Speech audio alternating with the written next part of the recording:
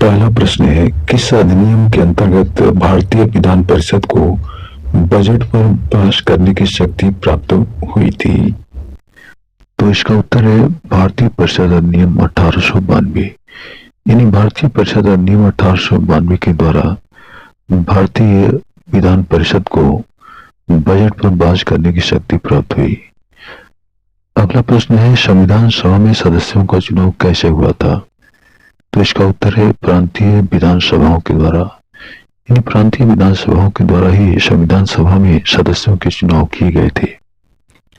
अगला प्रश्न है, किस अधिनियम में कलकत्ता में सर्वोच्च न्यायालय की स्थापना का प्राविधान किया गया था? तो इसका उत्तर है रेगुलेटरी एक्ट 1773। अगला प्रश्न है, केंद्र में द्वैध शासन किस अधिनियम के अंतर्गत स्थापित किया गया था? तो इसका उत्तर है भारत सरकार अधिनियम 1935। यानी भारत सरकार अधिनियम 1935 के द्वारा केंद्र में द्वैध शासन की स्थापना किया गया था। अगला प्रश्न है कि कैबिनेट मिशन योजना के अंतर्गत संविधान निर्मात्री परिषद में प्रत्येक प्रांत को आवंटित सदस्य संख्या निर्धारित करने के लिए एक प्रतिनिधि कितनी जनसंख्या के अनुपात में था? तो इसका उत्तर है 10 लाख व्यक्ति।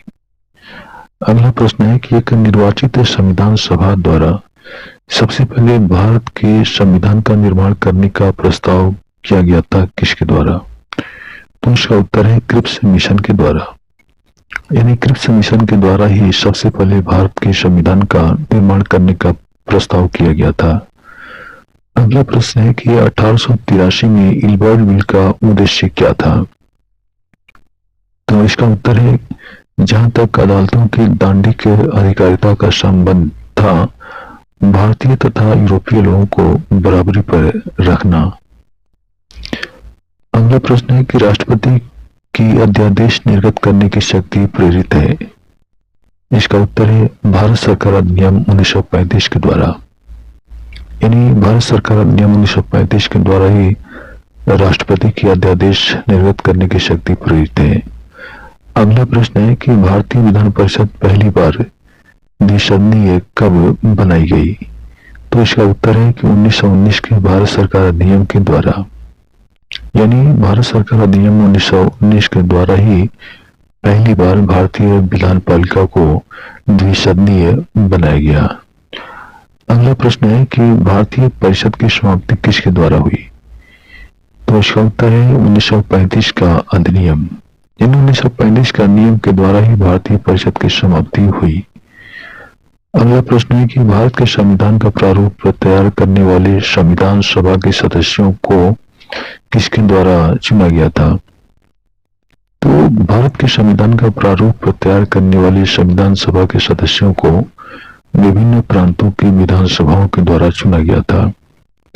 और अगला प्रश्न है कि किस अधिनियम ने भारतवासियों को अपने देश के प्रशासन में कुछ हिस्सा लेना संभव बनाया था? तो इसका उत्तर है चार्टर एक्ट 1833।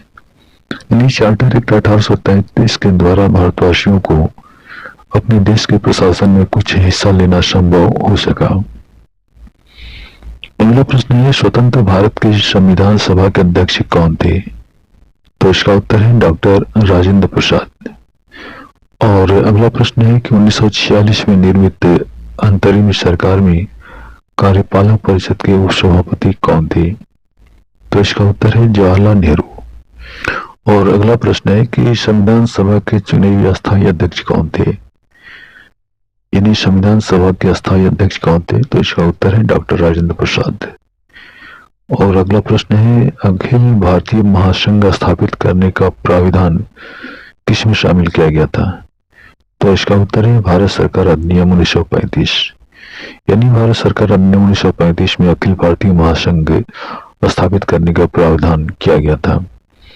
और अगला प्रश्न है, किस अधिनियम के द्वारा संवैधानिक निरंकुशता का सिद्धांत प्रवृत्त किया गया?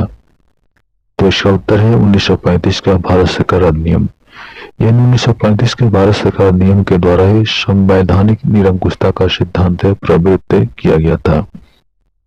तो दोस्तों, ये रहे आज के टॉप 15 क्वेश्चंस।